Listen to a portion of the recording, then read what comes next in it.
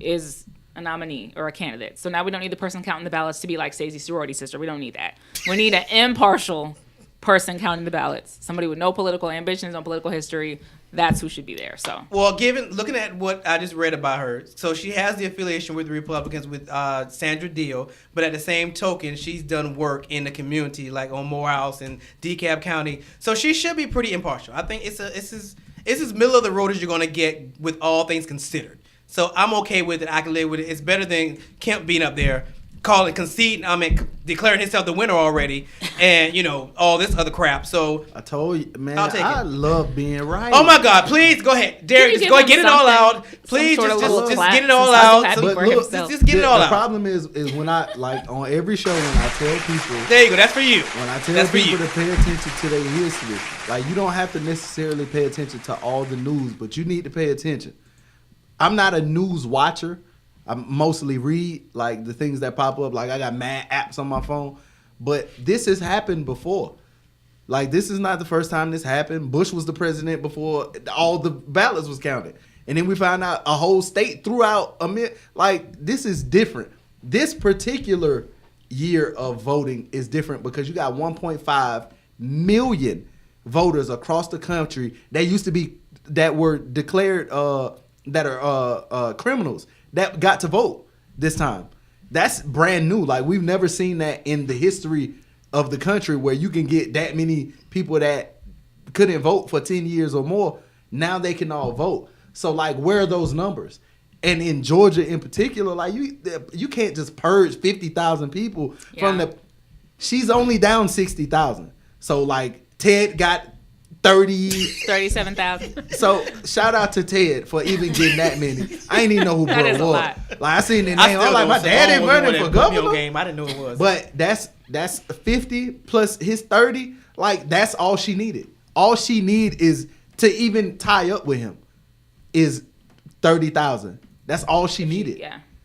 Just for this to even be, this is looking disgusting. Because out of those 50,000, and then you realize 15,000 of those people are criminals or were declared criminals, and they 70% were African American. You know what I'm saying? So like when you looking at that, and you like, hold on, how you do that? How you sit over here and run for this office, and you the dude that can specifically kick black people out the bus? Literally, like it's. But again, at this point, we're beyond a winner and a loser. Right. We're at somebody has to be taught lessons that this behavior is no longer acceptable. It is not okay for you to be the judge, the jury, and the executioner. Right. You cannot do this. So, at this point, I'm proud of the Abrams camp for saying, we're not standing for it. And she's been very vigilant in it. And I'm with her. And even if she does not win, the point has been made that this little stuff these little stunts and shows y'all been pulling, that we kind of turn the other cheek on and say, oh, that's Georgia, they're a red state. No. If you're going to win, you're going to prove you won. You're going to count every ballot. And we want to see the proof from every state. We want to see receipts. That's where we at. We want the receipts. On that note, we're going to take a break. And when we come back, we'll get more into this whole debacle. And my buddy, Mr. Tamika Milburn. So stick around with the Leadership Blend with your host, Ricardo D. Rice. Are you an entrepreneur, high-profile influencer, or creative that wants to level up in your business? If you are ready to elevate mentally, stand out visually, and dominate digitally, the Brand Doctor has the remedy. As a highly sought-after mindset coach and brand strategist, she helps clients globally to hit the ground running.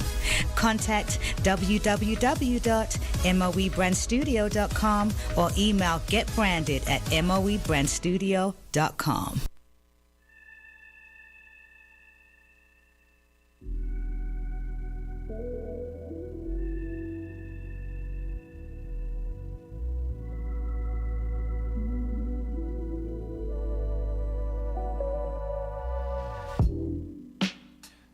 Drought and famine, natural disasters. My baby has been around for me. Kingdoms are falling, angels be calling. None of that could ever make me leave. Yeah. Every time I look into your eyes, I see it. You're all I need.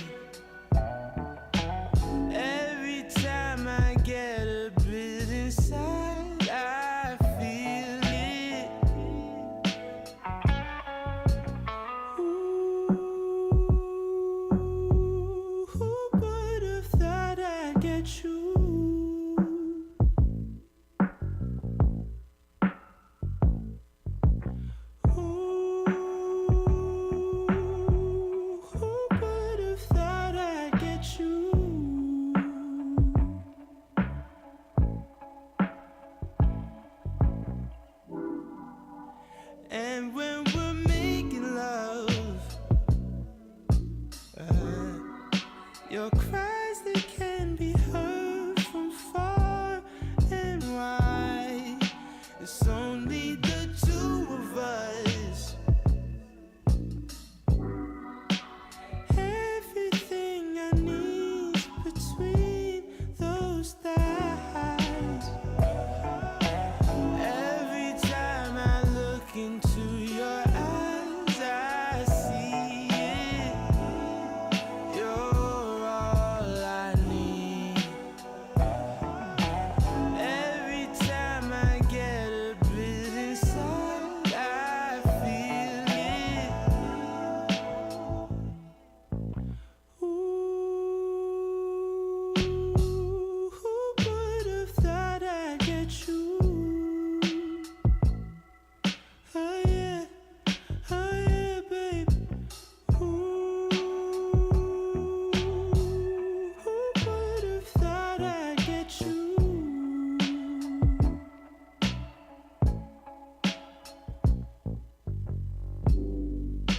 And I'll take some time just to be thankful that I had days full of you,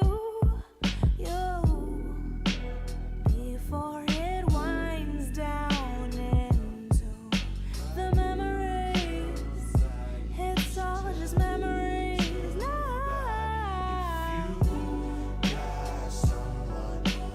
Don't you love when I come around?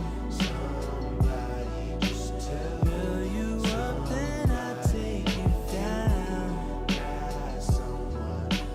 Don't you love when I come around? Somebody just build you up, then I take. Ooh, who would have thought I'd get you? Oh yeah, babe. Ooh, who would have thought I'd get you?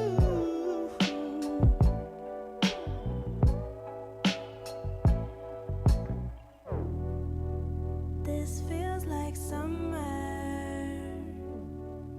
but you make me feel so alive. Just be my lover, but you lead me to paradise. Hey everybody, it's Ricardo D. Rice from the Leadership Blend, and you're listening to IBNX Radio. All right, everybody, welcome back to this Friday edition of the Leadership Blend with your host, Ricardo D. Rice, and my correspondent, Simone Cherie. Double R. And Kyle Andrew. and our very special guest. Tamika Milburn. All right, so when we left, we were having this discussion, which I don't want to spend a lot more time on because we got some other stuff. And we have a great guest, so I want to give her good hour. Stop looking at me like that. We will give her that good hour. So we're going to slide on over to, I want to talk about this whole sexual assault policy revamp that's you wanna do taking that? place. I mean, I read it this morning, and it kind of threw me. I was like, wait. Are you sure you want to do that? You know, we have to hit them hard topics. I mean, what else? Unless y'all having a better suggestion. I think it's a good one. Nah, I think this It's is the year of the woman. We should talk about it. Yeah. All right, so Simone, you want to give us the Sure. synopsis? So, Education Secretary Betsy DeVos, who we know was appointed Education Secretary, we talked about her before a little bit. She released essentially a rewrite of rules that govern campus sexual assault and assault allegations. So this was an Obama-era protection that she's basically overhauling it's called Title IX, but it governs sexual assault cases on campus and how they're handled and what relief is available to those to people who have made those accusations. So the proposed regulation by DeVos gives more formal guidelines on what constitutes assault and on what the schools are allowed to do in response to assault allegations. So on the first piece of that, I mean, people are outraged about it, which we knew people would be. And I think she's supposed to actually give a statement today, or Sarah Huckabee Sanders will on her behalf. I don't know why this was a priority for the education department, but apparently it is. So I did find out that over 350 lawsuits, federal and state lawsuits, have been filed by students since 2011 challenging the lack of due process after they've been suspended or expelled or otherwise punished for an allegation. So I don't know. It'd be cool to kind of understand out of those cases, what percent there may have been evidence for. But that is a lot of lawsuits. And again, when schools usually are under fire for something like this, they have to subsidize it. So if your tuition is, all this pours back onto the students. It pours back onto the taxpayer like everything else. But she's basically decided that the rules need to be rewritten. So now this is in the face that before we even before we get to this, now mind you, she already has legislation sitting on her desk about the debacle with the for-profit schools, and Obama had pretty much passed a regulation saying that if you went to a college and that college is no longer in existence, that your debt is wiped away. That was a rule. That's right. She overturned that, so that's still sitting on her desk because she doesn't want it to be wiped away. She wants it to be restructured that you still have to pay back some form of it, which is absolutely ludicrous. So let me get this straight, Betsy. Let me get this straight. So you're telling me if I went to any school in the Corinthian College jurisdiction, which is what ITT Tech, Everest, I think was in that batch. And there was a lot of commercials back in the 90s for Everest. Oh, Everest was the bomb.com. So you're telling me I have a useless degree, or I didn't get to finish my degree because the school, y'all closed the school down because they had unethical practices. And now you're telling me that I cannot use this degree, or I even get to finish my degree, and I have to pay back the student loan debt, which, by the way, is a heck of a lot higher than a publicly funded school. And you're telling me I have to pay this money back? Yes. That's what you're telling me right now. Yes. Then on top of that, when you still be dealing with me and this overwhelming student loan debt that I have that is knocking down my door on a day-to-day basis, 2 steps away from garnishing my federal income tax check, you going to segue over to worry about some legislation on the college campus, yes, which does not include the rape that happens off campus in frat houses. No, it does not. That's the part that made me mad. Yes. DeVos is probably not going to visit the station. Well, so I can read this. I would love for her to come have a seat and let's talk face to face. Go ahead and read. I can read a lot of stuff to you. Yeah. So a group called Self. This is a group called Self. They posted this a couple days ago. It says, "What does sexual assault actually mean?" Like, it's a different definition. So it's categorized. It says sexual assault. Somebody named Jennifer Gentile Long, the chief executive officer of some group called Equitas. They prosecute violence against women, and they kind of came up with this thing. It says it's categorized in 3 different ways. So penetration crimes, contact with genitalia, and exposure of genitalia. So the way they got this thing written and the way they're trying to rewrite it, especially for college campuses, is if you agree to be in the room, it is not a crime.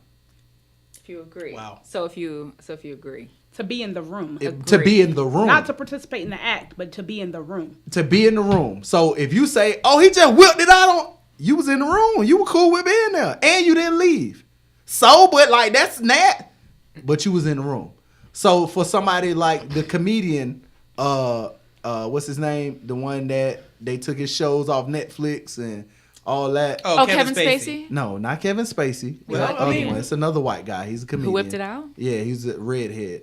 I'm gonna think of his Carrot name. Top? whipped it out. No. Redhead whipped it out. Uh, I don't know, but Kavanaugh was accused of he's this. super funny, but he was in a room and they said that he would just be walking around on set like doing that as a joke, and people knew about it, and he just be like, "Ha, look public, at it, that's public indecency. look at it." Yeah, exactly. You know what I'm saying? But women were complaining later, I'm sure. and some woman was like, "Yeah, he lured me into it. He was trying to cheat on his wife," and nah, that's not what happened, because he, like other people, they be having it on camera.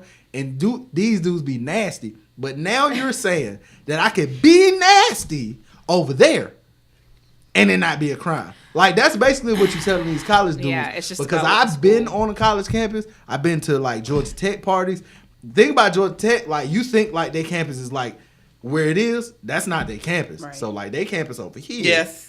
Yeah. All they frat houses Yep, is on the true. same street. Yep. And it's right behind the stadium. Mm-hmm. So you got like a line of them, and then you go down the street and there's another line of them, and then you got to come back this way. But that's my fear right there, because now you get into another form of gerrymandering, because now colleges are going to say, well, that didn't Only really the happen. rape that happens here. Exactly. Well, that didn't really happen. It all comes back to money. because you start looking at the lawsuits and stuff, because now you can get a college. Okay, well, this happened in the frat house. Well, that frat is associated with your college, because most of the time, and I may not know a lot, but when it comes to college, I've been on college campus, I've worked on them, and all that good stuff. Most of those lawsuits go straight to the college. Oh, yeah. So now you're saying, oh, well, she technically got raped in the Phi Sigma Gamma house, which is not on campus, but it's not really our problem. Yep. So you really can't sue us. But I think they doing this now because Rick Paterno got fired. He was at Louisville. Say a couple of his players was out here just doing what they was doing in these streets, running up on them and running down on them and he didn't know. They said he didn't know that, plus the fact that his assistant coach was beating his wife, like stuff like that. Like when things happen, especially to college coaches, players, and students, when it happens to you and nobody else say they know about it, like it's probably not true. That's what they say on college campuses. So especially if it happens away from the campus, it didn't happen. And that's what they trying to write it out, because they said his case, that's they spent $500,000 on that case, just because he was the coach. They spent $500,000 of the school's money because he was the coach, and he had nothing to do with it. I was gonna say, but part of this I do understand, because it's like I think that's the risk that you take when you have fraternity houses. Period. Like Greek life is very important to a lot of students. Yes. But you're gonna have domiciles that are technically over there rather than a part of the general. Like that's just a risk that I feel like you run. So part of that I don't feel that bad for, and I understand the backdrop to this after the Kavanaugh situation. And I agree. I get it. The year of the woman and Me Too, and the idea that women in large part still don't believe that they're believed when they come forward with certain things, and women make up a majority of the plaintiffs, or I guess the people who raise these red flags. Like it's obviously there's male on male sexual violence, but when we're talking about college situations, it's a majority female. I can't remember the number. And it's a difference between violence and like just like the way they got it listed. But that's the thing. On college campuses, parts of this I think are fair. Like parts of this I think are kind of important, because we talk so much about like the consequences of accusations during the Kavanaugh situation. Yeah. There are a lot of consequences to being accused of something outside of legal. Legal is a long, slow process. We know public opinion is much swifter. People could fire you, pull your this, pull your that. It doesn't even matter what we can find out, what we can't find out. If you're accused of it, people just tend to cut their ties with you. So as a student, that's what usually seems to happen. Like you're suspended, you're expelled. Well, there's a lot more. There's immediate consequences. Like I didn't realize there was a because I was on it. There's a judicial board on college campuses that I ended up being pulled on because I was working downstairs. And there's a whole nother system that happens in cases that you never even know that make it to the college paper or anything. Because I remember there's one case, because there's 3 faculty members and like 3 students. And we collectively decided the fate of these kids. And there was one case, there was a black athlete and a white female. And I was like, I didn't know this stuff is going on our campus, let alone the fact that we're deciding how this happens. Yeah. So I get this from both sides, but at the same token, again, the thing that made me nervous was the fact that a lot of frat houses are not on campus, and a lot of this stuff what happens in frat houses does not need to just stay in frat houses. Sometimes it goes overboard. Well, you keeping it singular to just frat houses. I know, and there are other stuff too, but I mean, I can name at least 15 cases over the last 30 years where this happened. Most notably, the guy that just got out of jail, 2 years ago, got locked up in 1987, was a NFL prospect coming out of high school, had a full ride. I think he was going to LSU or one of those schools, had the full ride. And on the road, he was getting it in with this girl. And she said that he raped her. No evidence. Locked him up. He just now getting out of jail. Lost his whole, I'm talking about career, money. And then when he got out of jail, they just gave him $15 million. Like, my fault. Oh, yeah. Here you go, my fault. You can't just my fault. Like, that's what it's turning into. Like, you can't lock somebody up, because now it's just like, nah, we just gonna ridicule you and public opinion gonna do it for us. We are living in a time where, like, not just too long ago, you lose your freedom, and then when you get out and they realize that they don't have no case, oh, my fault. Like, you just lost 15 years, my fault. It depends on who nasty. you ask. Well, and even, to your point, even if they don't spend time in jail or in prison, you still, like you said, have public opinion. So even if he didn't go to prison, he wouldn't have gotten a job. He wouldn't have gone to school on that scholarship. So either way, but not that going to prison helped, but he wouldn't have gotten the $15 million had he Yeah, I'm not about to gone say, to because prison. one time they was like, sorry, Right. figure it out. Yeah. At least they was like, hey, go $15 million. We Right. try a little something. And had this been tried by public opinion, he wouldn't have gotten $15 million at all. I was gonna say, And that's like a rare case because Yeah. a lot Yeah. of them don't get the check like that. Like in the traditional justice system, even when people are found innocent, they may get $500,000 or $1 million. a little check or something. yeah. A little, And that's with spot, decades You know what I mean? behind Well, I bars. guess okay. So I guess the question in this scenario is: should legislation be geared toward the victims or the people who are committing the crimes? In this particular case, like because The presumption of the innocence. Obamas was apparently geared to the victims. Hers is geared more to the other side. So where should legislation fall on these kinds of? Well, the on this problem particular is that situation? when you have someone who's accused, in this case, that gentleman was a victim. Yeah. You know, so you have to gear it towards both. And what she's saying is, you know, and I haven't read everything, and I can't say that I agree or disagree, but what she's saying is she wants it to be balanced and she wants it to be fair, but because it does have to be. You do have a lot of people who are accused of things and lose their life. Yeah. You know, because they didn't have the representation. Schools are defending the victims because they're defending their names. They're not defending the accused. Right. They don't want to associate themselves with the accused. Right. But at But they times gotta you may defend need their to. name. And that's Yeah. one of the things that she's proposing at the schools. Also, you go ahead and give that legal assistance to the accused as well, and then let the court settle it. Yeah, and that's what I think she's really doing, and that's a really good point. I feel like she's more pushing this towards the middle. I don't think she's pushing it towards one side. I think she's pulling it back from one side because the way that the law works in the land, like a criminal court, is that you're innocent until proven guilty. So you are supposed to, like the way that everything was laid out, we really believed it was more important to make sure that people don't end up behind bars for things they didn't do than it is that sometimes bad things will happen to good people. We felt it was more important to protect people's liberty. And I feel like that's the only way that you can do it is to make sure that, you know, people aren't going through a court process without having being tried in an actual court. So in these fraternities, it's probably just going to be the same matter that it would be in any other situation. It would become call the police. It would be dealt with as a police matter, like a criminal matter, rather than a university matter. But there are parts of this I do agree with, and I haven't read the entire thing. Her entire draft is available, but a piece of this is that it's changing what's considered inappropriate behavior. So it's about defining sexual assault to exclude certain behaviors. One of those behaviors is unwanted jokes, flirting, quote unquote, which again is going to be jokes or verbal. What else was on here? I don't know about the exposure piece because I know that is criminal. No, but that was just what they were saying. Like, what is defined as sexual assault? And I think there's something to that, to the idea that jokes, unwanted jokes, or flirting, or even coming on to someone can be considered sexual. Assault is a strong word. Like assault to me means like battery, violence, harm. And it's so, something that you can't get away from. If someone makes Right. a joke, you can walk away. Right. You know, when you're being assaulted, it's something you're in a situation that you cannot escape from. Yeah. You know, so there is a big difference. Yeah, and even before harassment, like I think harassment is another thing. Harassment to me is a little bit like recurring. Like it's a situation of something not going away per se, rather than something just being, you know, a flirt or unwanted joke. We talked about like a CNN commentator before, Paris Denard, I think, who was working at a school and asked a couple of women out and was fired for it because they considered that sexual harassment. But he was asking women out. Date? Come on. Yeah, and there was no evidence he did anything else. They probably found him unattractive and he was a nuisance. But So it that's wasn't. probably why they said that. It's because like it's becoming We where need you gotta definitions. That's what separate we're this. saying. That's So what- harassment, assault, and then violence. So like if you view harassment as a violent crime, like you tripping. I can lose my whole livelihood because yo mom, you bad. Like, that's harassment.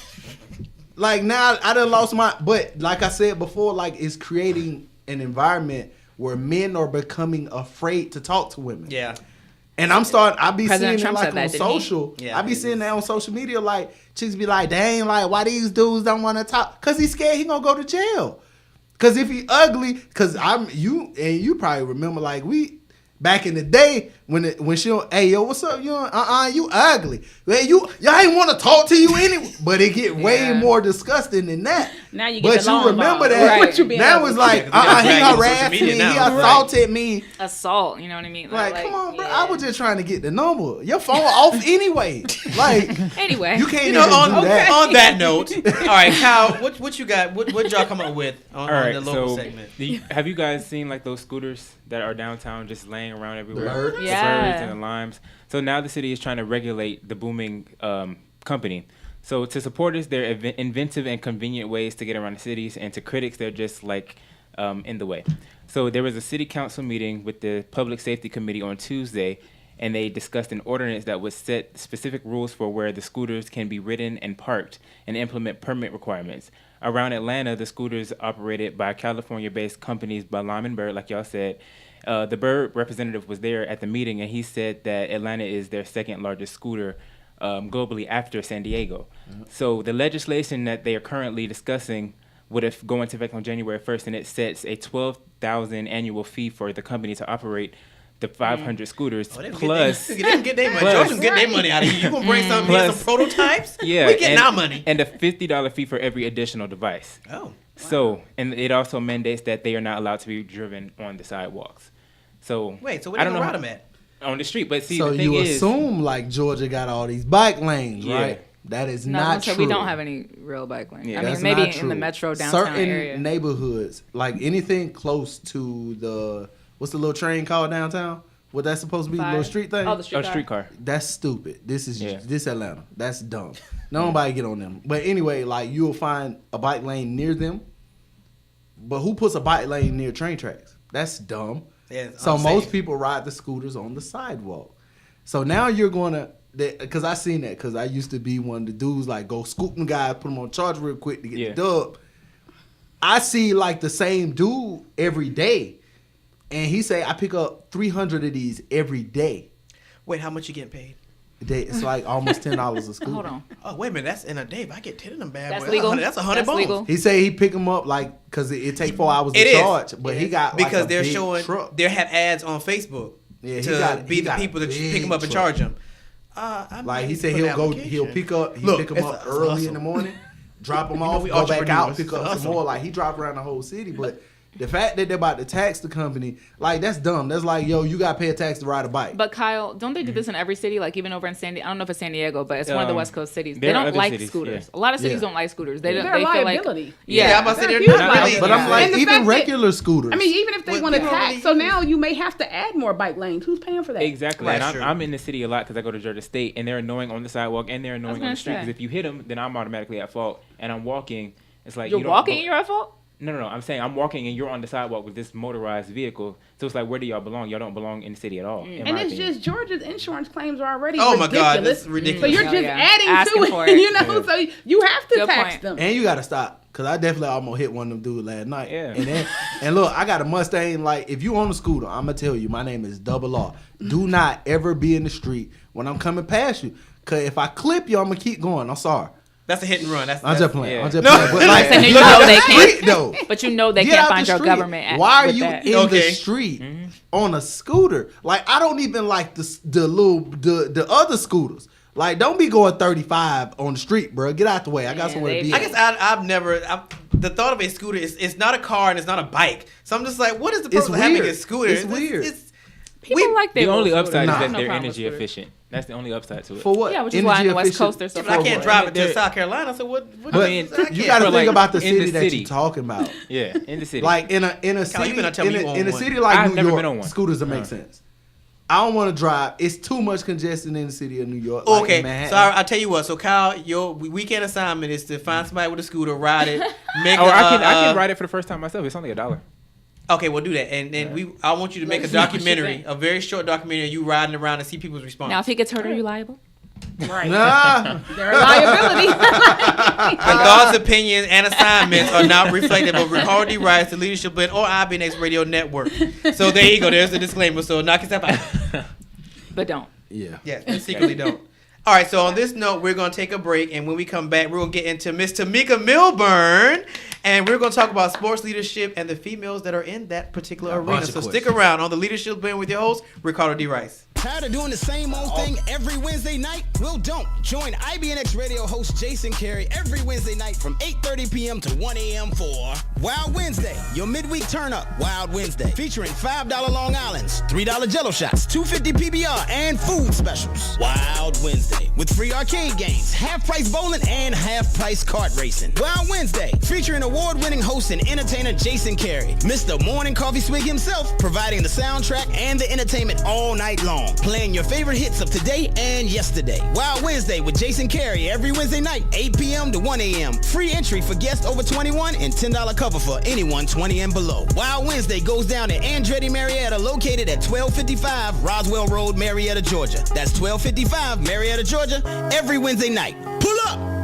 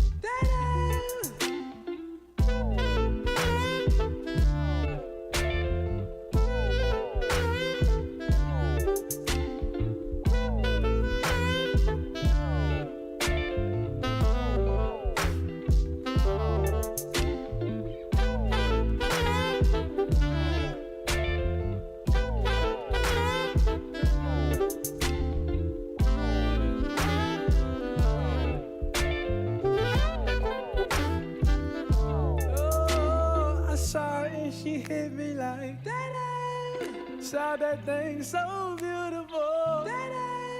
She just hit my heart, oh. Full force and she got me like. I be like, baby, why you so fine? Got to make you mine. So hard to find. Baby, like, oh, how'd you do the thing? The way that you do it, and she ain't even show nothing. She be walking around so confident, so heaven sent. I think she was meant to knock them daylight. Like, girl, you so fine.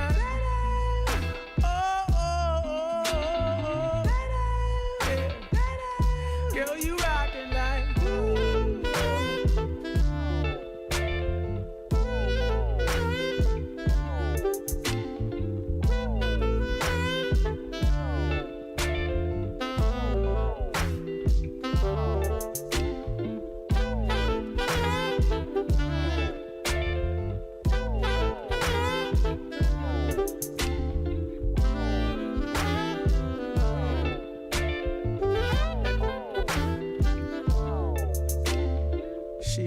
Sublime, super fine. She was never lying, strutting in the heels or her slides. Either way, eyes on her every single day, week, year. Everyone wondering how she does it with no fear. All that confidence, was it heaven sent? Does it come within? Does it come run out? I don't know. She'll just have them running out and in. Man, they want to sin, talking deadly sin with Mrs. Lady. I don't understand why she hit them like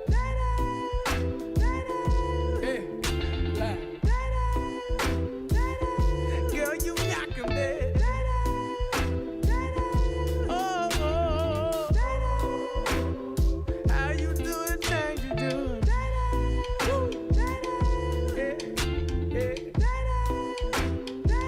Baby, you knock him dead.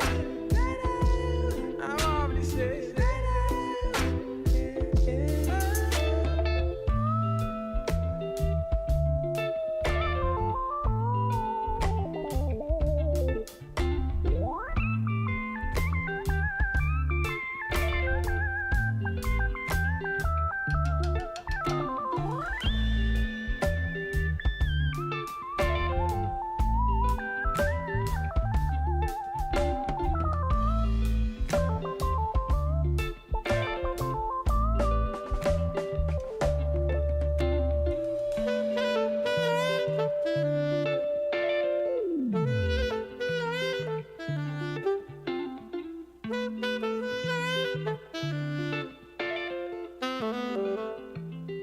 From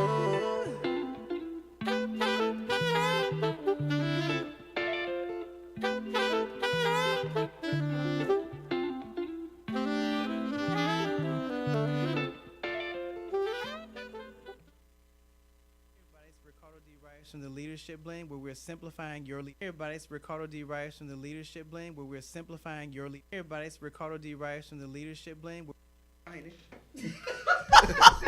All right, everybody, welcome back to this Friday edition of the Leadership Blend with your host Ricardo D. Rice and my correspondent Simone Cherie, Double R, Kyle Andrew. All right, so we're in the second hour. Y'all know we dedicate our second hour to whoever is visiting the house on that particular day. And today in the house, all right, so look, we know that when you say sports, it's by nature, it's typically a male-dominated industry. Not to say that women aren't shining and excelling, but by nature, it's a male-dominated industry. So a couple of years ago, I encountered a phenomenal lady who actually owns some things in that particular arena. So I had to have her on. She's no stranger to the show. She was actually, if you go on my YouTube page, you will see her first interview at Love 86 AM. I'm not going to give a date because I cannot remember, but it says Tamika Milburn on it. And she's back today to give us some updates and to give my new listeners, this outlook. So, again, introduce yourself and tell us your name and all that good stuff. I'm Tamika Milburn, and again, I own Playmakers Basketball Royalty, which houses 2 professional women's basketball teams. The Atlanta Monarchs, again, the first professional women's basketball team to bring a championship to the city of Atlanta. 2018. And also we will be setting up a team in Philadelphia, working on setting up a team out there this coming season, 2019 season, pretty much with the same thing in mind, a community-based pro team with pro players who are not just there to play basketball, but there to, provide an avenue for kids to play basketball or just an outlet for kids and just to give back to the communities that are supporting us. All right, so what made you even want to get into this whole, because you have a very nice, history, because you've been in the military, all Thank that you good for your stuff. service. I need you to paint a better picture than what you're painting right now, so I need you to give some better background. So I do. My first real job was the Air Force. I loved it. I did 7 years, and it was honestly my background is what made me want to do this. I intended to retire from the military. That was the only thing I've ever wanted to do since I was probably 6 years old. Was going to the Air Force. That's actually not a bad plan. I mean, it's not a bad plan. It's wonderful. So, but what happened is I moved to the Midwest, and apparently I'm allergic to the Midwest, so I was not able to stay in the military. I was actually medically discharged. Right. So it would really, for someone who, growing up, just not really focused on a lot of things. I was focused on the military, so I didn't really have a plan. And when I went into the real world, I realized that, I'm not the only one.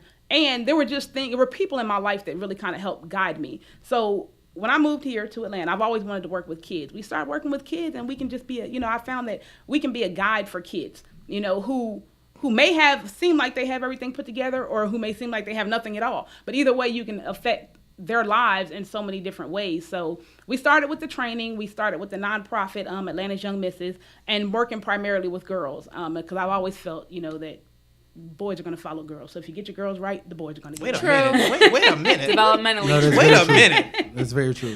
Thank you. So that was psychologically. I'm tired of them trying to take the credit. That boys can't think independently. Like, we can't make our own moves. They They do think independently. They think about girls. You don't understand. Just finish your Everything statement, that okay? men do is for women. Yeah. Like, we get haircuts for women. I ain't got a haircut in a long time, but men get haircuts for women. Like, yeah, bro, I got to go get the shape up. You know what I'm saying? I can't just be out here looking like that. They do it for the women. Saying. Finish your thought. So, that's why, people ask me all the time why we focus on girls. I have 3 daughters. I have sisters. So I focus on girls. Because I do see that, we raise our girls right, our boys. Wait, you got 3 daughters? Yeah. Really? Amen. I have grown daughters, yes. That's probably why I didn't realize, because I keep forgetting you as old as... Okay, carry on. You know what? I keep forgetting you're of that age. I'm going to just take that as a compliment. Look, it was backhanded, but it was backhanded, but it was. So, that's really what got me into it. I met a couple of former WNBA players who also, they were like me. They played basketball, they played professionally, but then when it was over, they went into the real world and they were kind of lost, So we were able just to put together an organization that'll help girls, we do work with boys every now and then, but to help girls to kind of find their path inside of basketball or any sport that they're playing or any extracurricular activity that they're doing, and then find their path within that activity as well as outside of that activity. And that's pretty much what made me put everything together. We can be, kind of public figures that people can see us and that we can actually also personally affect. I wanted to ask about, you're the owner. Yes.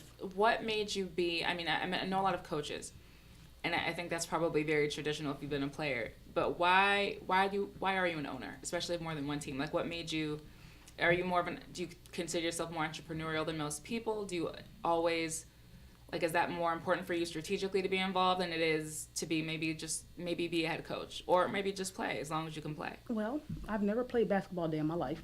And I don't even really watch basketball. I mean, I do now, but it's not really, that wasn't my passion. My passion was the community and my passion was the kids. So I couldn't coach because I don't know nothing about the game. Which actually, she did us a disservice because normally when she shows up, she has about 5 or 6 players with her that actually talk about that side of it because that's not her area. That's not my area. That's not her area. So I'm not, I like football, but I enjoy basketball, and I enjoy what basketball has the potential to do for players and for the community. And that's what made me want to do what we're doing. Okay. What have been some of I wanted to ask about this, not just because it's the year of the woman, quote unquote, but we talked a lot about this. And we talk a lot about leadership, and you own not only this organization, but you talked about Atlanta Young Misses a little bit too. So what's kind of been, I think, your path and your trajectory, whether it was in the military or now, going up against whatever male counterparts that you've had to before? It's funny because sometimes I think we become complacent and you forget that there's, the stereotypes and things out there. I was actually, a couple of my players, I'm not going to mention, but a couple of my players were doing work with a group of kids out in Decatur. And we went in there the first day, and one of the guys in there, the basketball coach, the first thing he said to me is, well, what are you, a cheerleader? You is a cheerleader? Right. So, my response, I had to take a step back, and I did just kind of let them know, no, I own this team. What do you do? So I would have paid good money to see you. For those that do not know, like, she says this, but I've been around her enough to say that's not true. Tamika's very reserved, so she thinks, but if you put her in the right space, you'd be amazed at what you get. Because the first time she interviewed, she brought Kim with her, and the expectation was, she's like, well, Kim's going to do most of the talking, and, man, me and Kim sat back and was like, she's just gone, she's gone. So I would have paid good money to see you, because I know you can, so I would have paid good money to see that response. And then, we're there working with girls, so you just don't approach me, first of all, like that, but then don't say it in front of the kids, the girls, because you're putting them in a box, and I have an issue with that, and that's really where my passion is, so I can talk all day about that, because that's my passion. What are some of the challenges you think that you've seen? Because you work with young kids, right, high school, adults. Yeah, I think, as Ricardo mentioned, I know that sometimes people don't expect my personality when I need to have that part come out. They don't expect it. And they look at me as a female, and, the word is always aggressive, and I don't consider myself aggressive. I'm assertive. You've been described as aggressive? All the time. What? Wait. I got to see this.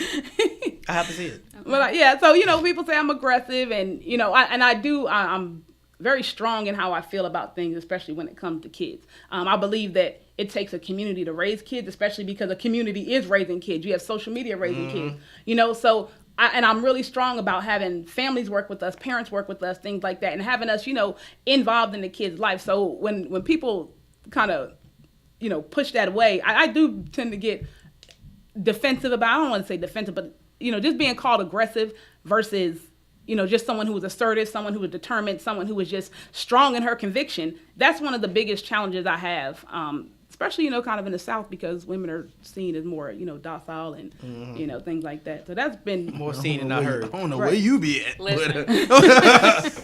But typically by nature, that and especially in my generation. Yes, that's the expectation. Yeah. So like, what's the ratio of women owners? There's quite a few women owners. There's a lot of female coaches, but there's actually quite a few women owned. I don't know the exact ratio, but especially like of WNBA teams, there's quite a few owners, but I'm going to say this very delicately. A lot of the women owners own the team in name, but their husbands own the team. I see. Oh. So when you get to the big teams like the, WNBA. Shade! So no, it's not. Shade! Hey, what an umbrella ass, man. Is that to say it's not their idea, or it's just that it's not their capital? I don't think it's their capital or their idea. Babe, I want to own a basketball team. Yeah. I mean, it's just, I don't think that it's a lot of Shade. But does that make a difference in the way they handle the team? Like for you put all the work in it, so it's more of a passion. So you're probably like mama bear for So people you own the team and run the team and operate the team Yeah. while they like, that's my team over there. while they sitting on the I mean, front that row getting their really, nails done. you have people who are genuinely passionate about their ownership.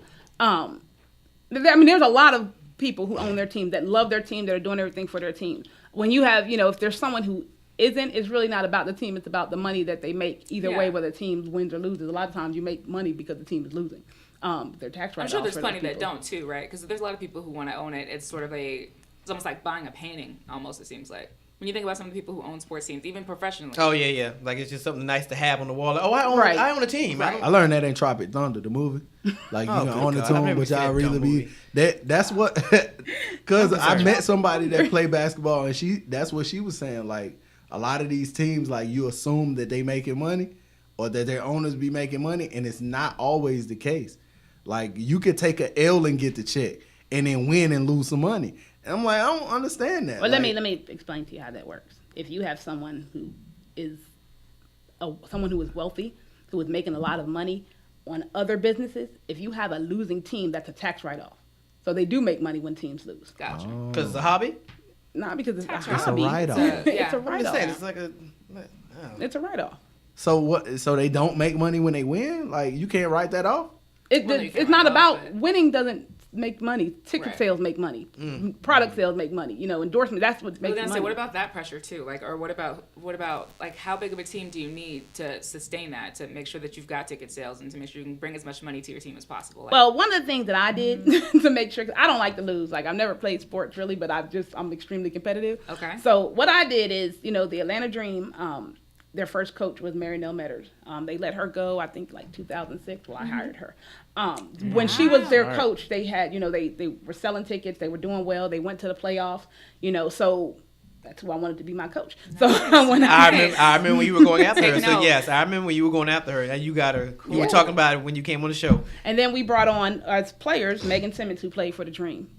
Rachel Holloway, who played for the Dream. We had a couple of Latoya played for the Fever. We brought in players and that was for a few reasons. It was because we wanted to bring. It was my very first year owning a team, our first season in the city. But we wanted to bring in people who had a name and who had obviously WNBA experience and who could win a championship for me. And Okay, and facts. Nice. No shade, facts. right, and who were they're good people. So they're people who have been through the process. They're people who see the flaws in the process and who see the perks to going that far. And they were able to come in, win a championship, and then also be there for our kids. So it's just, for me, just getting started. It was just about, like I said before, just getting the right people in place and making sure that our vision was a little bit different than what other people are doing. And not say that it was better or worse, but it was just different for what we wanted to do. okay. So Yeah, go ahead. how the leagues like set up? So like, is your team a part of the WNBA or is it a separate league? It's a separate It should league. be. It is a separate league. And the way that the league we played in last year, we had about 28 teams across the country, 28, something like that, 30 teams across the country.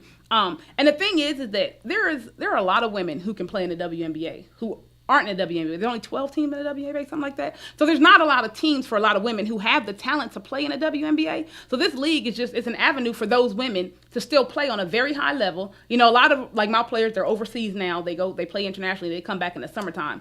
I wanted to ask about, yeah. Right. So, and it's the same thing with the WNBA players. Our season runs concurrent with the WNBA. So they're here in the summer and then they go overseas. But there's so many women that can play on that level, and there's just not a lot of teams for them. So this league gives them that avenue to play, to continue to play, and at the same level. So it's not anything that when people say, well, it's not the WNBA. It's not like it's under the WNBA. It's not as funded as the WNBA. It's not as promoted as the WNBA. They're actually working on, changing that. But it's just an opportunity for very high caliber players just to continue to play. So y'all like got the drafts and all that, like. That's one thing they're implementing this year. They do, some teams hold tryouts. We hand selected most of our players and went down to the NCAA tournament to pick up players. But it really, it just depends. But they are looking at implementing the draft and everything like that. That'd be dope. That'd be dope. Can you talk about the community piece? Like, I don't think that's something people always put together when they think about professional athletes. They don't think about, what does that mean when you want to have a culture in which there's always giving back? Like, what does that look like? Is it mentorship? Like, No, it is. Now during the year, like I said, a lot of our players are overseas right now. The ones who are here, they're in the community. We're in the Boys and Girls Club. We're in the schools. We're just out in the streets, just working with the kids.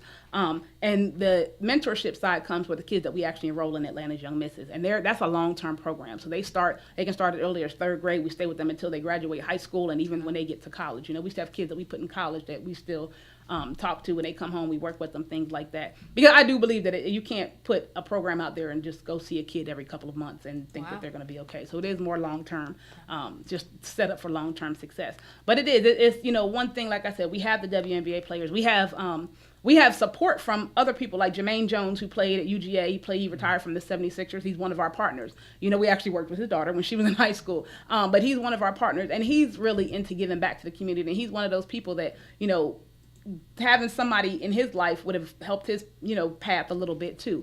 But we want to be people who have the names, who have the experience, but who also want to be able to give back. So that is really just anything we can do in the community. We're working with, right now we're looking at working with Top Dogs, which is a veterans-run organization that they train service dogs. And for me, I love that. It's awesome. They're in Snellville or Lilburn, wherever that is. But, anything that we can do to support people who are supporting other people is what we want to do. Okay, so I have a question. So let's look at this from the other side, because at the end of the month, we have two of my doctor friends who wrote a book talking about she crabs in a barrel. So let's look at it from that angle. So that's a weird term. It's very fitting.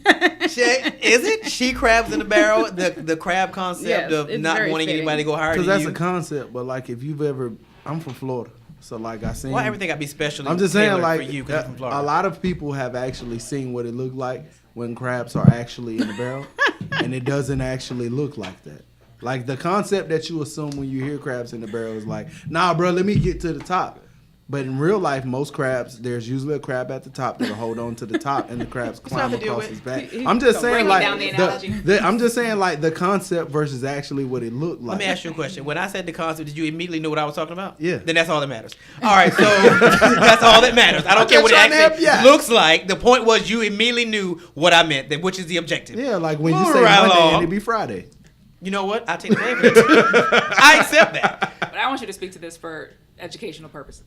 Yes, all right. So, again, my friends, they wrote a book called She Crabs in a Barrel. And what I said is exactly what it implies, the ideology that, and I think they were talking about women in general, but because they're minority women, they were specifically, which they'll be here to talk about themselves, but I think specifically we're talking about minority women, because a lot of times, like you said, you do find where there are not a lot of spaces that have been created to recognize the work that women do, so you find yourselves fighting for 5 or 6 spots that are glorified, when in essence there's probably 30 or 40, but only 5 of those spots have been glorified. So is it a contender knockout brawl when you meet other women that own teams? Whether they be minority or not. Right. For me personally, it's not. Cause you the champ. Facts. Yeah. And also, I really, like I said, I believe in community, like with everything in me. So for me, when I meet people, women, whoever, I'm looking at how can we collaborate to make what we're all doing better. Now I have seen where, people want to just kind of stay in their circle because they want to grow their own thing. I just don't think that you can grow your own thing by yourself. So I've met a lot of people doing, working with the kids, building a nonprofit, building the basketball teams that, they just want to stay in their bubble because they don't want you to get a piece of their pie. And for me, I don't. So basically what you're saying is that they be hating because you be winning and they be losing. They hate when I win. So like, she always throwing in our face. Though, I don't throw it in anybody's. But you have to understand, I'm someone who's never played basketball. And, we were able to do something really awesome. But, I mean, that's also, like, dope, like, that you weren't a part of the sport, but now you are, like, a prevalent part of the sport. And how did you get there again? Like, how did you get to a point where you ended up segueing to basketball? Like, how did you? I have no idea. Like, to me, it was a tool. To me, girls who play sports, their self-esteem is higher. It's just something that, and it's not just basketball. To me, I push girls into any sport. If they want to play a violin, we're going to help them play the violin. Anything that's going to help build confidence, anything that's going to help get them a scholarship to go to school, anything that's just going to help them with their long-term success. And it just so happened that, I knew the basketball players. So we focused on basketball, but the Atlanta Young Misses side doesn't just focus on basketball. That's why we created that side. We wanted to give an avenue for kids who, for girls who do just whatever they want to do, Well, that's a classic case of what I explain to people when people are like, well, I'm trying to find my passion. Look at what's around you. Right. Like in your case, you had a passion for kids, but basketball players were around you. Right. So you were able to utilize them, put them in your car and use that as a vehicle. So let that be a lesson, folks, that, if you really are trying to find your passion, look around you because your circle probably already has what you need to help you identify your passion. It's even with me being in radio, everybody knows my story. 3 days. Never had a passion for radio, never had a desire to do radio.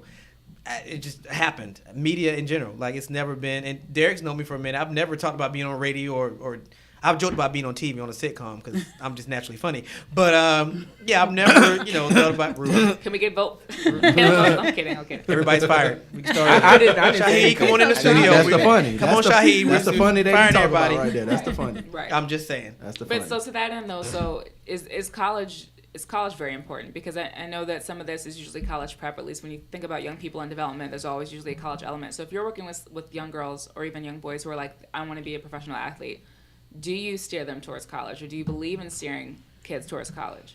As a whole, I'm going to say no. I don't believe in steering all kids towards college. And that comes from having my own children because I know college is not for everyone. I believe in steering kids towards what's going to make them successful, and towards their passion, because at the end of the day, I tell my kids, I'm not going to do anything I don't want to do. Right. Even in my real job, which I do have a real job, I'm not going to do anything we all do that I don't want to do, but you have to work to get to that point. So college it's just not for everyone, and nowadays, you can come out of high school.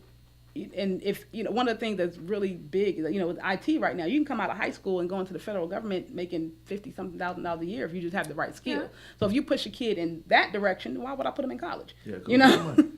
That's a good point. Go get the money. I think we're at a point now where they need to start teaching classes on YouTube in high school and how to become a social media influencer because them kids banking, right? Now they have those for what they like doing. Colleges. Really? Oh yeah. Oh yeah. I might need to go take Harvard. a couple of them classes. And they're only doing, I guess I always think about the kids who put on makeup and they create these little tutorials and they're like 15 and 16 and all their friends watch it and they're just like, before you know it, advertisers are calling you to advertise on your YouTube channel when you're only putting on makeup because you like makeup. It's the craziest thing. Yeah. It's absolutely the craziest thing. That in high school. Yeah, I think at this point and give the parents a class. I read an article so when they call. about how high school is just overrated. High school, and I kind of agree. Mm-hmm. Like we're teaching our kids, algebra and geometry and things, but that's not what's making them their money. Right. Especially right. now. We rip that apart all the time. We talked about that the last time. Yeah, like how you can, from the journey now from high school to real life is very different. Right. Like I went to a school, they had a garage in the school that we never used. But before that, like my brother went to the exact same school. Right. And that school, the automotive, they had IT, they had, and it's a science school. Yeah. I ain't never learned no science in there. Like, I went to science class, but I ain't never want to. Now these kids are like, nah, I'm on Instagram in class. Well, why don't we teach a class about social media? Why don't we teach a class about how to build profiles on how to make money from? Because now you could just make a video on YouTube or how to market yourself. How to market. How to if you trend, all you have to do is trend. Just get trending one time, and you good. And that's a wrap. Good. Like it's a whole different world. I think the only difference is like teaching sustainability on social media because it's not a lot of people that can do it. Like I was just watching a video a couple days ago. Dude had 3 million followers on Instagram and then was in a bad movie, and then like some scandal happened with his baby moms and like his followers dropped like 2 million real quick. So it's like, who can teach that? But also about doing something too. Yeah. Like I really want to push kids toward doing something and having a skill beyond whatever Instagram. they're documenting. Yeah, but why not? It's not that hard to take a picture like this. Right. Okay. That same kid may have the ability to build the next big app, whatever that is. Yeah. You know what I mean? Like Well, there's it's scary. always something. I feel like, and at one time we were doing it with industries like music, with one-hit wonders. We were always feeding a machine, but it was like 1 or 2 machines. Now you're feeding 15 machines, and is always looking for that next trending person. And I think there's a show on Facebook. It might be an actual show, but I know I've seen it on Facebook where they follow the people who trended. So they did the James guy with the patty pies. They did the Hide Your Wife and Kids. How they did him. And their stories, for us, those are the stories you see on Unsung. Oh, you spent years doing, music, and now these kids' stories are like 2 years old. Yeah. It's like, well, I got trended a year ago, and now, a year later, I don't even know what to do with my life because I never expected that to happen. But I used to be trending. But then you look at the dude and his brother, that got Instagram popping. Like he got over 4.5 million people watching his live. Jake and Jason, like he just did the a boxing twins? match. Nah, these dudes is white. But he just did a boxing match for like a WBO title for social media. Made $2 million. See, he made $7 million last year just selling merch on Instagram. Yeah.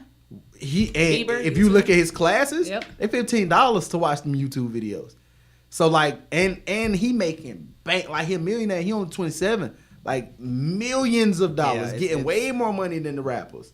So like, it shows you like if we're going into tech, teach tech, because when we were going into what is now the IT information age, they was teaching it. You had all these colleges like, when you graduate, come here. Yeah. Why you don't teach that in high school? Why I can't teach my daughter? And why don't you teach it in every community? Yeah, why? Yeah, the IT, when you look at the demographics of the IT field, they don't represent all demographics.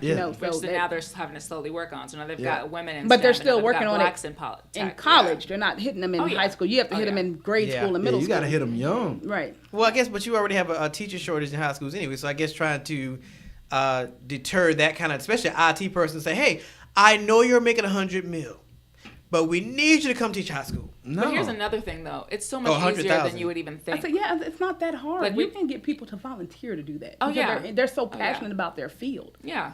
And it's like I said, and it doesn't have to be an everyday class. There's other portals right now. Like I said, we've talked. There's Coursera, there's edX, there's Udemy. There's places that people are doing it right now, and they're not Zuckerberg, but they're people who have built apps and made 7 figures off of it. They're people who can code and can do it. So also, I think it's a question of like treating elementary schools, middle schools, high schools more like colleges, where you don't have to have a professor with a doctorate in whatever. You can have somebody who's actually doing it come in and teach. You know what I mean? Wait, what you're not about to do is, because I'm almost a doctor, so what you're not about to do is remove my future dreams.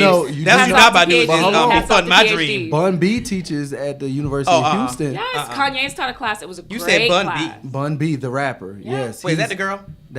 Come on, from UGK. Hey, man, look, man, you better make me come crawl this table on you, man. No, because there's a girl that was on Love and Hip Hop. Her name was Bun B, too. So I can't. Copyright, get her. Yeah, because she had that song, Chicken Noodle Soup. I don't want to know that about. No, that's a Little Mama. No, that's not Little Mama. Her name is Bun B. If I look this up, I'm going to embarrass you. I'm telling you. You talking about Bad Bunny? No, that's not her name. Her name is, she was on Love and Hip Hop. Bad Bunny. No, that's her name. None of these are names. Yeah, like none of these. But anyway, to get back on, but like about. You see, like hip hop artists going into colleges teaching classes, no degrees. Gucci Mane taught a class, and he wrote a book, and he's a bestseller. Please don't get me started, because one of my friends said she's actually going to this trap museum. That trap museum is. Can't believe you put that in because it's a history. We can't even get our actual history in a museum. Now we have a trap museum. We can't even get our real history. Hold on. Don't do that, because somebody said that a picture of Campbell's chicken noodle soup was worth $3.5 million. Right. How? Right. How? He's just a short white dude that smoked cigarettes and wore glasses. Like, how you gonna tell me that a picture my daughter can draw, this dude drew it 30 years ago and it's worth $3.5 million? How? Wait, who? Come on, bruh. The point is, the valuation is not up to any sort of a Andy hierarchy. Warhol, he painted a picture of Campbell's chicken noodle soup, just a can, and it's worth $3.5 million. Did he build a trap museum? No. He painted a picture of soup. He's also the dude that painted the picture. He's an artist. Andy Warhol's incredible. Yeah. He's an artist. But this is what it's the value placed on that. Like the value that's placed on my daughter being able to learn how to create an app in elementary school or in middle school and then being able to make money, to me is worth way more than her going to see this dude that painted the picture 30 years ago. Yeah. What does that mean? And you have to understand, like, with the trap, if you minimize that, because it is something that, like, it is the value. It is something that is owned by it. It's something that's out there for us. You And know, yeah, and Jordan, It's not going anywhere. you know, regardless of how you feel about it or Despite. the music that you listen to or whatever, it's something that makes our community feel good. And it that's the did problem. And makes money. It did something Yes. for music that had never been, like, it introduced a new sound, a new era of artists. Like, imagine, I don't like all these dudes, but these dudes is millionaires, and a lot of them not smart. Just Like, realizing the not like problem. no, A not lot of like our dumb, presidents- not like dumb. I'm just saying, like, a lot of dudes that you wouldn't expect, like, in life to be great, they have been great at something, Right. and have made money, and it's like that for a lot of people. Like, look at Nas. Illmatic came out when he was 17. Yeah. There's no record of this man, like, applying for a college or graduating from high school or going to do something greater than Everyone that. has I don't have a problem with something they that. could be great at. I don't have a problem with that, but I don't feel like it's an even split. So I It feel like is. we're showing more of that kind of stuff, and we're seeing less. You know, But that's black art, folks can be though. doctors and black folks. Like in my day, we had that push. Well, that's Hey, how go be a culture's doctor, be a going, lawyer. but- Now, But it's because going- the who places the value on what art and education is. Yeah. If somebody else places the value on what a black kid's or a black child's education is, then they'll never be able to live up to that because they not that. Right. And We that's- place the value on that. Like Yeah. the Trap Museum means something because of what we did, what we've been able to get from it, the millionaires we've been able to create, the neighborhoods that have been better. Like, And it's about what you have access to. That's what. Yeah, that's about. So saying that too, the yeah. fact that these tools are now available to everyone, I don't care who you are. You may have 2 followers on Twitter, but you could be an artist with you could create your own albums. You can make your own music. If And you're get in it tech, poppin'. you can build your own apps because there's apps to help you build apps even if you don't know how to code. So it's also releasing tools to people that are now so free and that they're online. The fact that you can go take a class right now if you want to about the Kardashians, you can go and get a degree online with no permission. we talked The about fact it. You that can tools make are money from available- giving hugs. Right. You And can be a hugger health or a tools, cuddler. right? But health tools are not as available, meaning you can't just distribute, machines to everyone and let them be their own doc. That technology is not widely available. But if people could cure their own, when technology brings us to this next place, as innovation increases and continues, I think you think people Amazon will be is at the able to do forefront of it, more too. and more. I'm Yeah. thinking more so Google Yes. and Amazon Facebook. will be at the I'm thinking forefront of Google it. and Facebook. Yep. But whoever Amazon got does it, defibrillators for the $80. more becomes available to people, the less you will need these traditional avenues. You know You what can I mean? absolutely save go a on life for YouTube and watch $80. someone do surgery. Oh yeah. That's the scary part. Oh, yeah. It's yeah. Hold on. Have you ever seen how doctors or Very surgeons are informative. trained Very. for surgery? They stand in a room and look through a window at somebody. Like, I know that. I watch Grey's. And now but you that's can what do I'm it on YouTube. You can Yeah, just so watch if it you on can remove YouTube. my No, lump- but they have a working So if you knowledge can of remove if my I cut lump- this is the Nah, cuz. what? Healthcare is expensive. What? Healthcare is increasingly expensive. So And now I we're do gonna have start it. No, I'm working just on saying. ourselves. Do It you has know how much tripled. it costs to get something like your appendix taken out? There's or a spleen? reason why For me to people go to are the trained to doctor do and that. step on But a that's scale why is that's hundreds why of your dollars hospital just for a physical. it be like one dude. It be one guy that can do the surgery. Because that it's one not guy like a understands whole all bunch the of them. variables that are surrounding that appendix, and if he cuts the wrong cord, But- he knows that's connected but- to something else. But Or if he it could go does, back to he what can't she's be talking sued. You know about. what? He's Y'all know it's protected. free enterprise. No, okay, it- fine. but- He can't be sued. Then He's whenever protected. your doctor, Yep. whenever you go to the emergency room and your doctor says, "Well, I have on a white coat." Yeah. Like, when you, All when you I'm say where you saying go is- to He place, could be well, like the I doctor went to from school The at YouTube, Simpsons. Or so the I Look, I all watched I'm the saying- tutorial all on I'm YouTube, saying is that so I'll we be performing need your more surgery. people to learn more skills. That's all I'm saying. There's a reason people are hopping in emergent Ubers right now to go to the hospital because they're like, I can't afford an ambulance. $2,500 But if there was to no get an Uber, they'd be ambulance. stuck. That's different. Or they'd be You can having take babies at home. Well, I don't want somebody who watches YouTube to take out my appendix. That's a skill. Different skill. Then fine, y'all go to the hospital on YouTube. Available. I will go over here to the people that went to Do you medical think you're- school. Do you could do that. But do you think that your doctor is talented? I don't care where he's The talent talented. and Even if skill he is. As long as he has a it's not the working same. knowledge of Even how if to he take wasn't, out you whatever couldn't needs to sue be him. taken out, I'm You good. couldn't sue him. But you're not gonna watch Derek, you're not gonna watch a YouTube video and have to take out my appendix next week. That's just not happening. But you might call me. You might call me. I'll be calling you to take me to the hospital, you fool, not to actually perform the But it all leads back to what she was talking about. Like, it has to be somebody in your neighborhood. Like, hey, I want to help y'all learn how to do Right. this. I want to help. If you want to go to school, all right, cool. Change You have the agents, tools. Like Tamika here. Who are That's like, fine. listen, I can do a appendix. I can do a vasectomy. No. I No. I don't want a portable education truck driving You may around not the have a neighborhood, choice. You Hold may on. not putting have a kids in a choice. van, Hold on. showing Have you know you what? ever- Ricardo, if you look on YouTube, they have diagrams and they show you like every exactly Or you how to can do take it. a course You ain't online. never play Operation? You know, Fine. Then you three nuts, whenever y'all need y'all appendix taken out, y'all go to the hospital of YouTube and let somebody who watch a video take out your appendix. You do know that those trucks that ride around the city that do teeth cleanings in neighborhoods, those are volunteers. Yeah, but they didn't go to school. But maybe you're gonna let somebody that didn't go to school to get up in your mouth like that? Let me make this concession right now. Everybody on this panel pretty much knows me, so y'all know I'm beyond conservative and traditional. So no mobile truck is coming through my neighborhood to do my teeth. I'm going to somebody's dental office, sit in a chair, be laid back, give me some laughing gas, let's call it a day. These Republicans don't appeal Obamacare, and these prices keep tripling every single year. You won't be able to afford to go to a dentist. You'll have to call Tyrone to come and fix your teeth. First of all, nobody named Tyrone is working on my teeth. Hey, look, but I segue. That's a segue. But look, Ricardo said no, you have low battery, so no, it didn't. Lord, Ricardo, you heard. Wow, you on Facebook? Just saying. That was Raven Simone comment, 100%. I'm just wow. So now I'm Raven. Shout out to Andrea and Tyrone. Says the one that says they. But I segue to Kyle, what's your thought? Because you know you would. So what's your thought? Questions? No, I was going to ask to me. Thank you. No, he already think you're a model. Let's not encourage him. I was going to ask you, like, what are your thoughts on like the gender pay gap between WNBA and NBA? Because like there are NBA players who sit on the bench and get paid more than WNBA players who are playing full games. So what are your thoughts? She shifted. Okay. Yeah, she shifted. I knew that would trigger you. At the end of the day, it's a business. Yeah. Okay. Now, do I think that the WNBA is not promoting the league and their players as well as they should? Absolutely. But at the same time, because they don't get the fan base, because they don't have the merchandise sales, how are you going to pay your players? You know, you can't pay them if you're not making the money. So if when it becomes, we talk about gender, the pay being equal across the board, but the sales aren't equal across the board.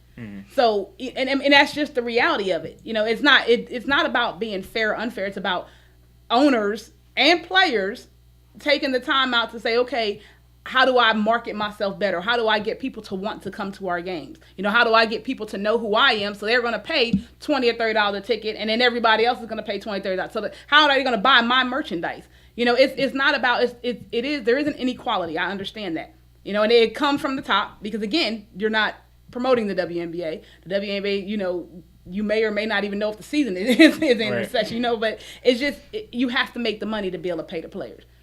So I mean, it's really because I've always wondered, like, does some of the owners of NBA teams also own those WNBA? So how it works? No. So you have I don't know if the owners own, but they're not really. They're connected, but they're not connected. You know, the NBA helps financially the WNBA, but they're not owners of the WNBA. So WNBA operates pretty much independently of the NBA, and then they get support from the WNBA and other, from the NBA and other. Because I was gonna say that'd be weird, like if the dude that owned the Lakers, he also owned like the Lakers, and then like both of their G League teams, and then a WNBA team. Yeah, it doesn't. No, it's not like that. I mean, if it was, honestly, then the WNBA players could get paid more. But then that would explain why Lisa Leslie in the Basketball Hall of Fame. All right, so there's no relationship between the WNBA and the NBA. Not necessarily. The NBA supports the WNBA. They obviously support them with promoting, you know, especially now, like the year of the woman is promote some of the kind of the topics that they're going on right now, and they do help financially. Okay. But they don't own the WNBA. So. Okay. I mean, really, like I said, if they did, the WNBA players could probably make more money. Exactly. You know? Yeah, because that pay disparity, like, for advertising, like strictly for advertising, because a lot of players, if you're not a star player, you don't make money from jersey sales. So it's like advertising and stuff like that. How would you implement that? Because I know you got some stuff going. So how would you implement that, especially for, you know, coming up? We got the new team. Right. You're trying to get how would you implement that? And you know, for us in the first season, and even probably up until our third or fourth season, we're pretty much funded by sponsorships. One of the things that does help us is the fact that we're in the community, you know, so people do know who we are. So they do want to, you know, I have players that work with kids year round. So they're coming to the games. You know, they coach AAU teams, things like that, you know, the huge larger AAU teams. So they're in the community. Hey, so, wait a minute, press pause. When you use an acronym, you have to say what it means, because I don't know what that means. AAU. What is an AAU? What is that? Amateur Athletic Union. It's kids sports. Yeah. Well, not just for kids, but AAU teams are kids basketball. You know, teams. Ricardo ain't Right, playing. I know exactly. I saw that when on the flyer it said WWB basketball. Look, I typed what you sent me in a text. I was wondering what that we're was. Hiring, we're hiring research and content interns right now. It's Simone's fault because she's supposed to catch these things.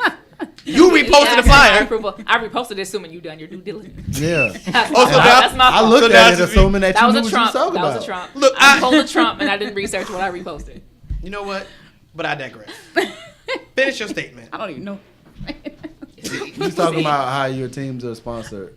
Oh yeah, so yeah, most of our stuff, our funding comes from sponsorship, but being in the community, like I said, it helps. You know, it helps for people to see our players' faces throughout the year. It helps for us to be doing, you know, the work that we're doing because it kind of makes people want to support us. Yeah, because you're in them streets, bringing home them chips. Telling you, man. Making them other owners mad. Our engineers are kind of loud. I think maybe we have a caller, and if a caller's name is Tyrone, I will fall over laughing right now. No, they just talking because one of them just got here and he's fired. But on that note, we're going to go ahead and take a break, and when we come back, we're going to ask some interesting questions of Mrs. Milburn. So stick around with the Leadership Blend with your host, Ricardo D. Wright.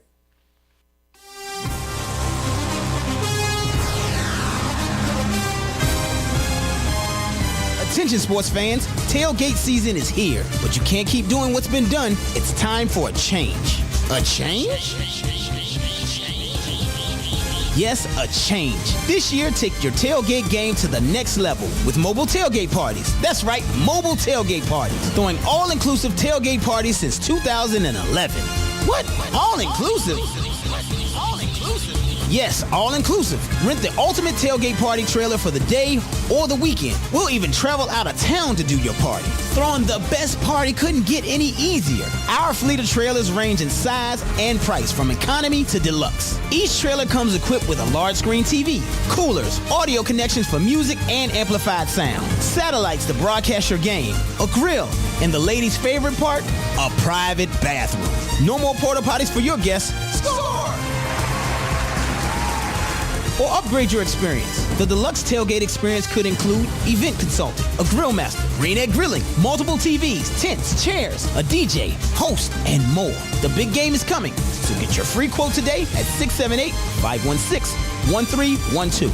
That's 678-516-1312. Or visit us on the web at www.mobiletailgateparties.net. That's www.mobiletailgateparties.net. Be the envy of the lot this season with mobile tailgate parties.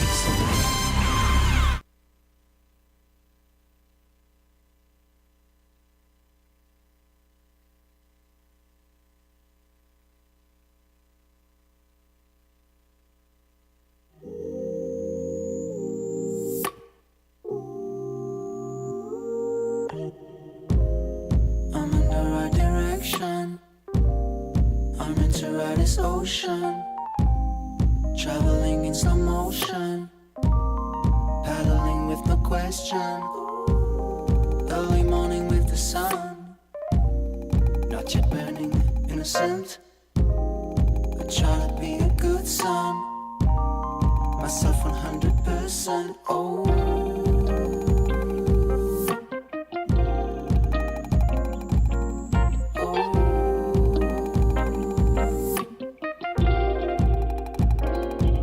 I feel it inside. I wanna reach that. It's somewhere inside. I wish I reached that. Skyline, skyline. I wanna reach that skyline. Skyline. I wish I reached that skyline. Skyline, I'm gonna reach that skyline. Skyline.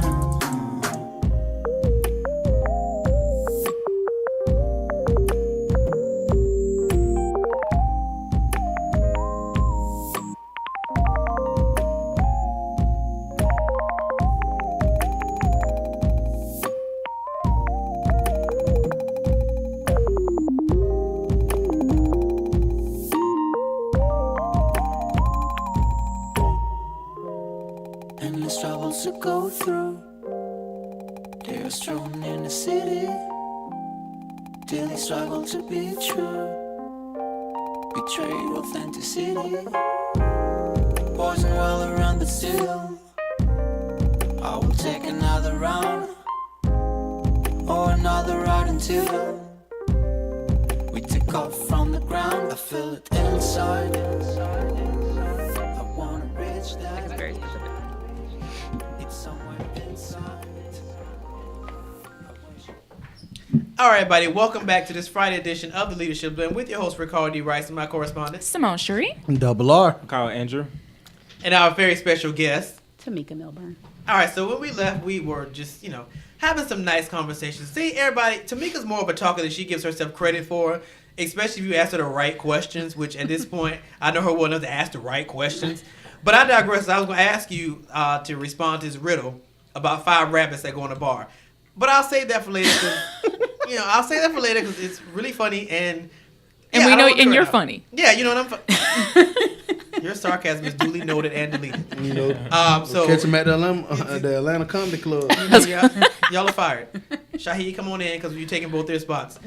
All right, so before we leave, I do have a question about veterans because for all intents and purposes, like I was saying on the break, you are still a veteran, even though on your watch, a World War didn't break out or anything, so we're not going to penalize you. Tamika's very humble of her service. For that. So you're still a veteran, but, with the growing veteran homelessness crises, have you seen it firsthand? Like with people either you serve with or people that you've encountered, is that I don't want to say is that a real thing because we know it's a real thing, but in Atlanta, is it a thing? I can say it's a thing across the board. The homelessness, the mental illness. Like I said, we're working with an organization. They've actually been to our games. We recognize them there, and we'll be doing some more work with them called Top Dog. One of their campaigns is #Save22 because there's 22 veterans every year who kill themselves, who commit suicide a day. I'm sorry. 22 veterans I per know day. what you meant, yeah. Per day. I didn't. That is a day? No, it's a day. 22 veterans per day. Wow. I believe it. Seriously? Oh, yeah. It's that serious. Oh, my God. So, it's the issue was out there. It's just, people, they thank veterans and, they support veterans, but there's a lot more that needs to be done for veterans. This organization is actually doing it. They train the service dogs for veterans. But it's a real situation, and it's sad because you're right. There are people who literally put their lives on the line, who have become, disabled, who have, just pretty much their whole lives are over, but they're still here. That they don't know how to cope with it, and the resources are there, but they either don't know how to reach them or the resources aren't available in their area. But it's a real situation. But what about, especially more to you? You said since you were a child, you dreamed of being in the military, and you didn't know you'd ever do anything else. So Right. Can you explain a little bit about that? Like, I've heard people wanting to grow up and be athletes. I've heard people wanting to grow up and be a lot of things. I don't know if I meet a lot of little girls who are like, I want a career in the military. Was that in your family? My dad was in the Air Force. I didn't really experience that side of things. He got out, I think, pretty much. I was probably really young when he got out. But it was just something for me. Okay, a lot of it had to do with because of the kind of kid I was. I was very intelligent in school, but I knew that the military was the best thing for me. It was a way to see the world. It was just a way to serve my country because at the end of the day, I wouldn't be here without the military. And I think a lot of people don't understand that. I wasn't one of those people who, you had to go to the military or go to jail or anything like that. I could have easily gone to college. But for me, it was a lot of structure. And I knew that at a very young age, that I wanted that structure. Wow. I wanted that family feel because the military is a family, and that's something I've always missed since I've gotten out. I wanted that family feel. I wanted that camaraderie. It was just something that, I just knew it at a very young age. Wait, when did you get out? I got out in 2001. Good God. Wow, 2001 too. Okay. I can do the math on your age from that. I'll tell you my age. I don't care. I was just thinking 9/11, but yeah, it was right before 9/11, which I was really bummed about. Not bummed that 9/11, but I was just, I wanted to still serve. But I got out in February. 9/11 happened in September. So from the time that you got out to now, do you feel like the military has drastically changed, or just is it still about the same? I think that the military is gone, and I don't think people understand. People think of military and they think of people who really Army. They think of Army. They think of people not having choices, and they had to go into the military because they couldn't get into college and things like that. The military is very intelligent. It's filled with very intelligent people, and I think that people are starting to see that more than back in the day. My mother was totally against me going into the Air Force. So I actually graduated high school at 17. I had to wait till I turned 18 to actually go in on my own because I couldn't get both of my parents collectively to sign for me. Well, no, you can if they sign for you can go in at 17, but together my parents had to sign. They, both of them wouldn't do it. So because it was just a stereotype associated with the military. It was a stereotype associated with the military and women. And I think that that's changed a lot. It's just people. You don't know what you don't know, and people outside the military just don't know. But I wonder why. I wonder why. You don't need to know. We need Olivia Pope to go in undercover. Oh my God. And really find out what's the real deal. It is an awesome life. I can say that. It's not far from college, from living in the dorms. It's an awesome life. It really is. Like, I don't regret anything. I had my oldest daughter in the military. I was actually deployed to the desert to Saudi Arabia when she was about 3 or 4 months old. And I don't even regret that. Wow. My daughter, I don't regret it. It's the first, I knew what I went in there to do. I knew I signed up for, this is what I signed up for. So it wasn't the military's fault I had a kid. It was my time to go. It was my time to go. So, and I don't regret it because I've reaped so many benefits from it. Just not, and I'm not, not financial benefits, obviously. But I'm about to say, you rich? I didn't know you rich. No, but that's another thing worth discussing, I think, too. What? Especially, just policy-wise, what the financial picture looks like after someone has already served their country. And I think with anything, it's just about what you put in. You get out of it what you put into it. There's a lot of things you can get from the military. You get a free education. How about that good GI Bill? Clearly you're still serving, right. No. That good GI Bill. All right, Kyle, so you get to wrap up the interview. So what you got? Actually, I had another question. She brought up the 22 veterans a day that commit suicide. Mm-hmm. There's been a lot of talk about mental health a lot lately, and I know that PTSD, is that right, mm-hmm. is a form of mental illness, and I didn't know that. So, do you think maybe taking veterans to psychiatrists might make that number smaller at all, or? I think getting veterans help a lot sooner than they're getting it will help. I think getting veterans help while they're still on active duty before they become veterans will help. I'm gonna tell you the thing about military folks, the ones that I've encountered. They're very, very proud. Mm-hmm. They don't want to take time away from what they've signed up to do to help themselves. They're there to, they're serving a purpose. That's their mission. So, and a lot of people think it's because, and I know back in the day it may have been, it seems like, it makes them look weaker. But it's not that. It's just that there's other things that they're doing, and they're very proud and they want to continue to serve. And if you go to, while you're in, if you go to a psychiatrist, it may affect your long-term career. You may not finish your career the way that you thought you were going to be able to finish it, so. I think that if it was addressed while they're still in and pushed, have them actually, people who serve over, if they serve and they're serving in wars, they should be required to come back for a long time to see a psychiatrist or a therapist or whatever, not just for, a short period of time, because it takes a long time to kind of cope with some of these things. Exactly. Oh, yeah. All right, so give everybody your information, how they can get in touch with you, how they can see the games, all this good stuff. So our season starts in May of 2019. I know that's a while from now. But everything that we're doing, you can go to the Atlanta Monarchs Facebook page. We're Atlanta Monarchs on Instagram, Twitter, everything, AtlantaMonarchs.com or PBRoyalties.com. Playmakers Basketball Royalties, kind of the umbrella. Same thing with Philadelphia Reign. That's the name of the team out there. Oh, you don't give it a name and everything. Okay, all right. Yeah, we have a name. Okay. But we're on Facebook with the Philadelphia Reign. We'll be on social media on the other ones eventually, probably by the beginning of the year. But everything, Atlanta Monarchs, everything. Nice. Well, I know we only have a couple of minutes. I want to thank you for coming. I love what you had to say about, I feel like we could probably have you back and discuss everything in more detail, but no. It's the year, first of all, it is the year, you said you have 3 daughters. Yes. And you're a woman and you're a leader as well. So can I ask you for kind of like your final thought on what you want for your daughters or on what you feel would be, what you want for them? It could be career, it could be spiritual, it could be service related, I want my daughters to know themselves and to be comfortable with themselves and to be happy with themselves. And I think that's what we want from all kids. Because if they're happy with yourself, if you're comfortable with yourself, no one's going to stop you from doing what you want to do. And that's pretty much it. That's awesome. And as long as the girls are done right, we know that boys will follow them. Exactly. Because that's my God, we're not going to repeat that garbage. That's how it worked, though. Oh, my God, we're not repeating that. Thank you, Double R. All right, final thoughts, starting from this way. So, Kyle, you go first. Power to the planet. Everybody be. Did you kind say power one- to the planet? Power to the planet. No. Everybody What does be- that mean? Everybody, I'll explain to after the show. You asked him for his final thought. Yeah, but I expect him to say something. Okay, fine. All right, everybody be kind to one another. You go ahead. Thank you for coming. Definitely great to meet you. He's been talking about you for a couple weeks. It wasn't good. I'm glad to be back, and thank everybody for letting me know I was right. I'll continue to be right for We you didn't do guys. that. And yeah, power to the people. Yep. The planet. Yep. No, same thing. I'm really glad that you came. And I also want to encourage people just to kind of take from this a lot of the service we talked about. Because last week, or at least when we had Trey here, he considers himself kind of a servant leader as well. And I think there's lots of different ways that you can serve, whether you're a mentor, whether you have your own nonprofit, whether you own 3 of them or 12 of them, like Tamika does. It just continues to build on my theme, which is just like there is something you can do. So that's my final thought. You're so profound. Do something. You're so okay. Now that brought it back home.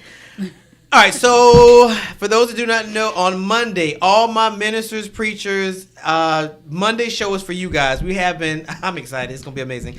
Mother Dorothy Boyd Rush, First Lady Sean Moss, and Apostle DJ Perry will be here on Monday. I don't know what's going to happen. I'm a little nervous. I don't know what's going to happen because they're all powerful women of God, and God only knows what's going to happen in this studio. But for those of you that are listening, it's going to be an amazing time. They're going to talk about leadership, female leadership in religious circles, churches, what that looks like. We're going to get into that whole women not being called to preach thing. It's going to be really interesting, but it's going to be really good. For those who do not know, my TV show debuts on December the 3rd on the Now Network. 3:30. So right after this show, about an hour and a half later, you get to see me on your TV screens. So really excited about that. For all this information, go to ricecommunity.com. Rice with a W. You'll find everything, all the information, past shows, guest bios, Tamika's pictures up there, all that good stuff. We will see you on Monday, same time, same place, on the Leadership Blend with your host, Ricardo D. Rice.